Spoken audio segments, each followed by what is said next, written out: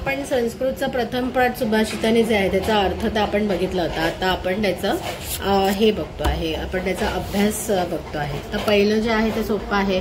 पहिल्या ह्याच्यामध्ये आपल्याला फक्त जोड्या लावायच्या. तर मग धनधान्य प्रयोगेषु आपण बघितलं होतं की धनधान्य प्रयोगेषु विद्या संग्रहेषुचं हे आपल्याला सुभाषित आहे. सो ह्याचा इथे लागणार. विस्मयो नहि कर्तव्यः ह्याच्यासाठी विस्मयो नहि कर्तव्यः बहुरत्न वसुंधरा. इथे आपण जायचं मागे तिथे बघायचं. जेव्हा जोडा लावा आपल्याला येणार तेव्हा आपल्याला सगळे दिलेले असतात पेपर बुक्स मध्ये, ते बघायचं आणि त्याच्या जोड्या लावायच्या. सत्येन धार्यते पृथ्वी. मग आपण माहित बघितलं होतं इथे सत्येन तपते रविः. मग त्याला सत्येन तपते रविः. सद्भिः विवादम मैत्रीं च नासद्भिः किंचिदाचरेत. हे इथे आलं होतं. सद्भिः विवादम मैत्री च नासद्भिः किंचिदाचरेत.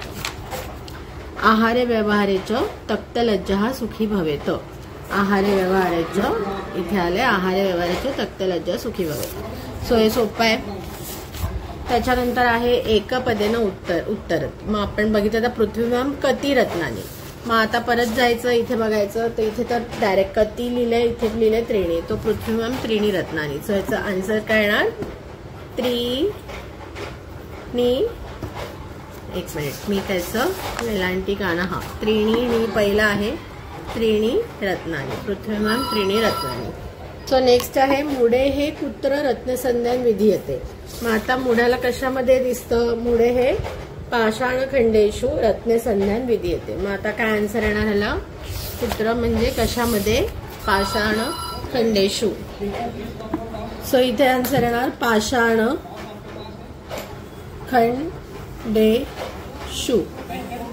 तर पृथ्वी केन धार्यते. मग इथे बघायचं. हा करेक्ट. पृथ्वी सत्तेन धार्यते. पृथ्वी म्हणजे पृथ्वी सत्तेन धार्यते म्हणजे इथे येणार सत्तेन.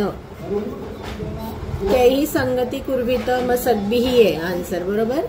सद्भिः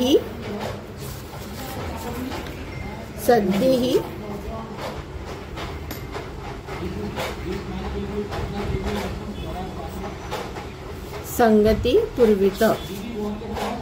ओके. किंवा डायरेक्ट असा भला द लिहिलं तरी चालेल. ओके. सद्भिः.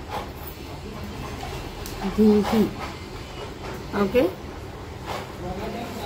आता लोके वशीकृती का हा काय?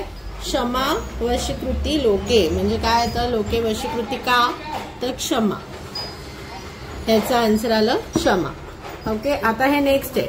रेखांकित पदानी अधिकृत्य प्रश्न निर्माण कुरुत. म्हणजे हे जे वर्ड दिले त्याच्याबद्दल काय प्रश्न येणार? मग प्रश्नामध्ये आपण किम कुत्र असं वापरतो.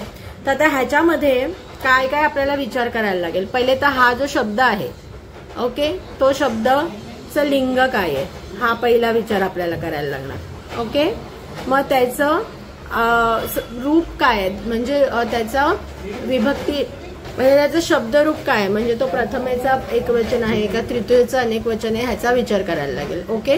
त्याच्यानंतर तुमच्या यावर्षीच्या पुस्तकामध्ये इथे जसं आपण बालका बालको म्हणजे आपण बालक शब्दाची रूप बघितली होती मागच्या वर्षी, बालिका बघितलं होतं, तसं यावर्षी तुम्हाला किम या शब्दाचं किम पुल्लिंग असेल तर त्याची काय रूप येणार, किम स्त्रीलिंगी असेल तर त्याची काय रूप येणार आणि किम नपुंसकलिंगी असेल तर त्याची काय रूप येणार हे दिलेलं आहे.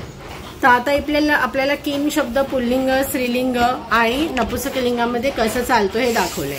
सो हे ऑलमोस्ट बालक आपण बघितलंय, बालक बालिका आणि पुष्प या शब्दांसारखंच चालतात. कुठे फरक आहे तर चतुर्थीचं एकवचन, चतुर्थी एकवचन जे आपला बालकचे आहे ते आहे ते आहे बालकाय आणि इथे आहे कस्मै.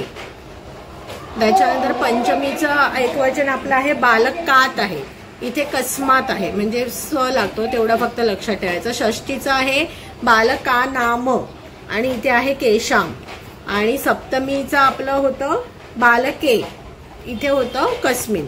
म्हणजे हे जे आणि सॉरी प्रथमाचं पण बहुवचन जे आहे ते आपलं होतं बालकाहा आणि इथे शब्दामध्ये हा डिफरन्स आहे. जसं आपण लास्ट टाइम ट्रिकने आपण बालक शब्द बालिका शब्द केला होता तसंच यावर्षी आपल्याला हे किम शब्दानंतर तत् ते तानी येतात येते येतानी हे सगळे शब्द आपल्याला करायचे आहेत. मग आता स्त्रीलिंगामध्ये काय फरक येतो तर स्त्रीलिंगामध्ये बालिका सारखंच चालतं हे ऑलमोस्ट, फक्त डिफरन्स कुठे आहे पंचमी.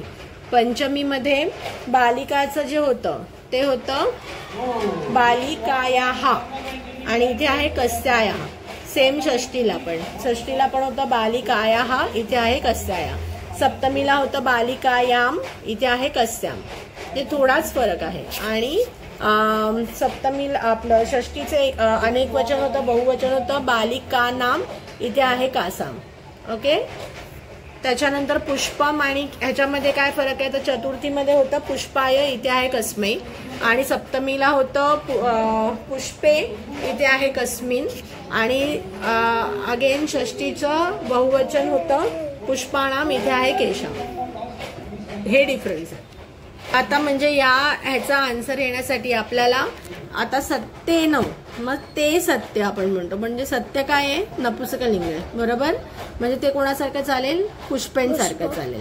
मग पुष्पेण हे काय आहे तृतीयाचं एक वचन आहे बरोबर. म्हणजे मग सत्तेंच्या ऐवजी आपल्याला किम टाकायचंय तेव्हा किमचं आपल्याला तृतीयाचं एक वचन पाहिजे, ते येतं केन. म्हणून इथे काय येणार क्वेश्चन काय येणार आपला केन नाही केन वाती वायुः. केन वाती वायुः म्हणजे जेव्हा आपल्याला इथे क्वेश्चन बनवायचं असेल तेव्हा कसं लिहायचं केन वाती वायुः. आणि अजून एक गोष्ट विचारायची नाही कारण आपण क्वेश्चन मार्क बनवतो म्हणजे इथे क्वेश्चन टाकायचं. ओके. नाही तर मार्क कट होणार. मग आता सद्भिः एव सहासित म्हणजे सद्भिः कोणासारखं चालणार मुनीसारखं. मग मुनीचं आता आपल्याला मुनी शब्द बघितला तर मुनीचं मुनीचं तृतीयाचं बहुवचन आहे मुनिभिः बरोबर. मुनिभिः तसं सद्भिः आहे. ओके. मग सद्भिः एव सहासित म्हणजेच आता आपल्याला काय म्हणजे आता इकडे एक लक्षात ठेवायचं की जसं बालक आपला पुल्लिंगी शब्द होता मुनी पण आपला पुल्लिंगी शब्द होता, पण किम साठी क्वेश्चन मार्क मध्ये एकच आहे किमच आहे. पण म्हणजे मुनी असेल तरी पण आपल्याला पुल्लिंगाचाच किम आपल्याला वापरायचंय. ओके. आता इथे सद्भिः म्हणजे तो सज्जन, इथे काय पुल्लिंग आहे सद्भिः आणि तृतीयेचं काय आहे बहुवचन आहे. मग तृतीयेचं बहुवचन किमचं काय होतं कैही. हे बघ. सो इथे जर आपण बघितलं तर तृतीय बहुवचन आहे कैही. ओके. सो इथे आपला काय येणार कैही एव सहासित. कैही एव सहासित. मग आता हे वसुंधरा बहुरत्ना भवती म्हणजे ती वसुंधरा आहे बरोबर. वसुंधरा एकच आहे म्हणजे पहिलं तर काय आहे ही लिंग काय आहे स्त्रीलिंग आहे. आणि वसुंधरा म्हणजे बालिकाचं प्रथमाचं एक वचन आहे म्हणजे आता प्रथमाचं एक वचन किमचं काय होणार सो बालिकासारखं ह्याचं होतं का. सो का बहु रत्ना भवती म्हणजे हा क्वेश्चन आन्सर करण्यासाठी किमची सगळी रूपं आपल्याला माहिती पाहिजे तर हा क्वेश्चन आपण एकदम सोप्या पद्धतीने हँडल करू शकतो. आता विद्यायाः संग्रहेषु तक्त लज्जा सुखी भवेत. आता विद्यायाः आहे. विद्यायाः म्हणजेच काय बालिका. विद्या म्हणजे ती विद्या म्हणजे बालिकासारखं चाललंय. पण आता बालिका जे आहे पंचमीमध्ये पण बालिकाया आहे तर पंचमी एकवचन आणि षष्टीचे एकवचन ही बालिकाया आहे. तर मग आपण इथे कुठलं घ्यायचं ते कसं कळणार की विद्ये ह्याचा अर्थ बघायचा. मग विद्येच्या संग्रहाने विद्येच्या म्हणजे काय तर जेव्हा आपण चेच्याची म्हणजे षष्टीचं विभक्ती. ओके. ऊन हून असेल प्रत्यय की मी इकडनं निघालो तर पंचमी वापरली जाते. एखाद्या गोष्टीचं चा असतं सो चा असेल तर म्हणजे आपली षष्टी विभक्ती आहे. मग विद्याया मग आता विद्या तसं आपण बघितलं होतं की किम शब्दाचं काय येत होतं कस्यायाः. काय येत होतं कस्यायाः. मग कस्यायाः आणि कस्यायाः मग इथे बाकीचं वाक्य तसं तर तसं लिहायचं आणि पुढे क्वेश्चन मार्क. आता सद्भिः मैत्रीं कुर्वीत. मग मैत्री काय आहे किं किं बालकः। सो सद्भिः मैत्रीं कुर्वीत, मैत्री हे किम नपुसकलिंगासारखं चालतं म्हणून इथे सद्भिः किम कुर्वीत येणार. म्हणजे नपुसकलिंगामध्ये जसा किम शब्द चालतो, पुष्पम पुष्पे पुष्पाणि किम केकानि तसं. सो इथे येणार सद्भिः किम कुर्वीत. ओके. सो अगेन जेव्हा आपल्याला हे क्वेश्चनचा वर्ड ह्याच्यात लिहायचा आहे, आपल्याला पहिले तो शब्द म्हणजे या शब्दाच्या इथेच क्वेश्चन मार्क लिहायचा आहे. पहिले तर क्वेश्चनचा जो काही वर्ड असेल तो लिहायचा आहे. मग हा शब्दाचं लिंग काय बघायचं. ओके. त्याच्यानंतर त्याच्या शब्दाचं रूप काय आहे, म्हणजे प्रथमा विभक्ती कुठली आहे, प्रथमा द्वितीया, एकवचन आहे का बहुवचन आहे, या तिन्ही गोष्टी बघितल्यानंतर मग आपण ठरवायचं किमचं स्त्रीलिंगीचं रूप घ्यायचंय, पुल्लिंगीचं रूप घ्यायचंय का नपुसकलिंगीचं घ्यायचंय, कुठल्या विभक्तीचं रूप घ्यायचंय किमचं आणि कुठल्या वचनाचं. म्हणजे 3 आस्पेक्ट आहेत त्याच्यामध्ये, लिंग, विभक्ती आणि एकवचन वचन. म्हणजे 3 आस्पेक्ट करून आपल्याला हे म्हणजे ह्याच्यासाठी हा क्वेश्चन आन्सर म्हणजे सोपा तर हे पण आहे की सत्य नाही म्हणून केन. आपल्याला बरेचसे जे आहेत क्वेश्चन्स आपल्याला ऑलरेडी माहिती असतात. किम आहे, कुत्रा आहे, केन आहे, तर का आहे. तर आपण लॉजिकली पण असं बोलू शकतो, वसुंधरा आहे म्हणून फक्त का येणार, विद्या आहे म्हणून म्हणजे थोडंसं लॉजिकली पण सत्येन म्हणून केन बोलू शकतो, मैत्री आहे म्हणून किम बोलू शकतो. पण तुक्का प्रत्येक वेळेला बरोबर नाही लागू शकत. कळलं. सो आपल्याला ह्याचं लॉजिक माहिती पाहिजे की का बरं हे असं आहे. तर ह्याचा तिन्ही गोष्टीने विचार करून मग हा क्वेश्चन आपल्याला सॉल्व्ह करायला लागेल. सो आणि मग ते लिहिताना त्याचं उत्तर लिहिताना सत्यांच्या ज्या अंडरलाईनच्या इथे आपल्याला क्वेश्चन तो ठेवायचा आणि बाकी सगळं लिहून त्याच्यानंतर क्वेश्चन मार्क द्यायचे. ओके. आता प्रश्नामम उत्तराने लिखत. कुत्र विस्मयः न कर्तव्यः.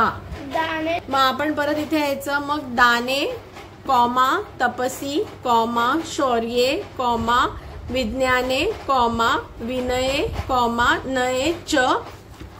मग लिहायचं विस्मया न कर्तव्यः. म्हणजे कुत्राच्या इथे सगळ्या गोष्टी लिहायच्या, एंडला च लिहायचा आणि मग विस्मया न कर्तव्यः असं उत्तर लिहायचं. पृथ्वीव्याम त्रीणी रत्नानी काणी. जलम अन्नम सुभाषितम च त्रीणी रत्नानी सन्ति. मग जलम अन्नम सुभाषितम इति पृथ्वीव्याम त्रीणी रत्नानी असं पण लिहू शकतो. ओके. किंवा पृथ्वीव्याम त्रीणी रत्नानी डायरेक्टली जलम अन्नम सुभाषितम असंही आन्सर लिहू शकतो. किंवा जलम अन्नम सुभाषितम इति पृथ्वीव्याम त्रीणी रत्नानी. इति म्हणजे हे सगळे. ओके. तक्त लज्जा कुत्र सुखी भवेत. धनधान्य प्रयोग. बघा आता इथे आयदर तुम्ही जसं तक्त लज्जा कुत्र भवेत असं डायरेक्टली जसं इथे लिहिले तसं पण लिहू शकतो. धनधान्य प्रयोगेषु विद्या संग्रहेषुच्या आहार व्यवहारेच्या तक्त लज्जा सुखी भवेत. पण याचा ऍक्च्युअल अर्थ काय आहे. आहारामध्ये म्हणजे आहारात आणि व्यवहारामध्ये जो धनधान्य प्रयोगाचा आणि विद्याचा संग्रह करण्यामध्ये लाज बाळगत नाही तो सुखी होतो. मग ऍक्च्युली आहार व्यवहारे धनधान्य प्रयोगेषु विद्या संग्रहेषु च तक्तलज्जा सुखी भवेत. हे प्रॉपर सेंटेन्स मध्ये आन्सर आहे. पण ठीक आहे आपल्याला एवढं नसेल आपण डायरेक्टली असं बघून त्याचा आन्सर लिहू शकतो. आता मंजुषात पदानी चित्वा लिंगानुसार लिखता. मग आता ह्याच्यामध्ये मग आता इथे जेव्हा मंजुषात पदानी चित्वा लिंगानुसार लिखत आहात. मग आता आपल्याला इथे जेव्हा लिंग बघायचं असतं तेव्हा आपण मराठीचे जे शब्द आहेत त्याच्याप्रमाणे बघायचं. म्हणजे आता रत्नला आपण काय म्हणणार ते रत्न. ओके. ते रत्न म्हणजे हे काय आलं नपुसक लिंग आलं म्हणून. आणि इथे रत्नानी कसं पुष्पाणी सारखं पण चालतंय मग त्याच्याप्रमाणे पण आपण लिहिणार इथे रत्नानी. वसुंधरा ती वसुंधरा म्हणून ते काय येणार स्त्रीलिंगी ती वसुंधरा. सत्य ते सत्य मग परत नपुसकलिंग सत्येन. सुखी तो सुखी म्हणून सुखी आहे पुल्लिंगम. अन्न ते अन्न म्हणून नपुसकलिंग. वन्नीही म्हणजे आग आग म्हणजे तो वन्नी आपण असं म्हणतो. आग आग जेव्हा म्हणू शब्द तेव्हा आगला ती आग म्हणतो, पण वन्नी शब्द तो वन्नी म्हणतो. ओके, सो वन्नी ही येणार. तो रवी, तो रवी सूर्य, बरोबर. रवी ही त्रिपृथ्वी म्हणून, आणि ती संगती म्हणून इथे येणार स्त्रीलिंग. मग तो ती ता फक्त काही काही फार रेअर शब्द आहेत जे या नियमाला अपवाद आहेत. नॉर्मल हाच नियम आहे. तो ती ता बघायचं, तो ती ते बघायचं, त्याच्याप्रमाणे आपण बघायचं. मग आता अधोलिखित पदेषु धातवाः के सन्ति. मग पदम आहे करोती, तर ह्याचा धातू काय हे आपल्याला शोधून काढायचं आहे. मग आता इथे पदाचे धातू कुठले ते आपल्याला इथे मागे दिलेले आहे. मग आपण इथे बघू शकतो मागे काय काय दिले. क्रू म्हणजे क्रू करना, वसर आहे ना म्हणजे क्रूचे करोती करिष्यती हे यांनी रूप दिलेत, म्हणजे क्रू धातूची रूप आहेत. त्याच्यानंतर लास्ट इयर पण आपण बघितलं होतं दृश्यचं पश्य असतं, हे आपण बघितलं होतं, ते इथे परत आहे. दृश्यचं पश्य हा धातू असतो. स्ताचा तिष्ठ असतो, स्ता तिष्ठ. त्याच्यानंतर पचचं पचच येतं. मग आता तसं आपण इथे बघूया करोती. मग करोतीचा धातू काय आहे, क्रू. पश्यचं काय, पश्य आणि दृश्य दोन्ही पण धातू आहेत त्याचे. मग सो करोतीचं आहे क्रू, पश्यचं दृश्य आणि पश्य दोन्ही होऊ शकतं. भवेतचं काय येणार, भवेतचा धातू भू असतो. तिष्ठ ती स्ता आणि तिष्ठ दोन्ही आहेत त्याचे धातू. हे आपल्याला माहितीच असायला पाहिजे की कशाचा धातू काय आहे, त्याच्याप्रमाणे आपण हे लिहू शकतो. तर अशा प्रकारे आपला हा जो संस्कृतचा प्रथम पाठ आहे सुभाषितानी, त्याचा अभ्यास आपण बघितलेला आहे. आणि ह्याच्यामध्ये आपण बघितलेलं की आता नवीन ह्याच्यामध्ये आपल्याला काय काय पाठ करायला लागणार आहे. तर किम शब्दाचं पुल्लिंग, नपुंसकलिंग, स्त्रीलिंगीचं रूप ते आपण दाखवलं की कुठे कुठे वेगळ्या आहेत. म्हणजे बालक, बालिका, पुष्पण या शब्दांपेक्षा कुठे कुठे ते रूप आहेत ती वेगळी आहेत. म्हणजे ते जो वेगळावाला आहे ते आपल्याला लक्षात ठेवायला लागेल, हे आपण बघितलं. बरं, बालक बालिका वगैरे कसे लक्षात ठेवायचे ह्याचे ट्रिक्स पण आपण बघितलेले आहेत मागच्या वर्षी.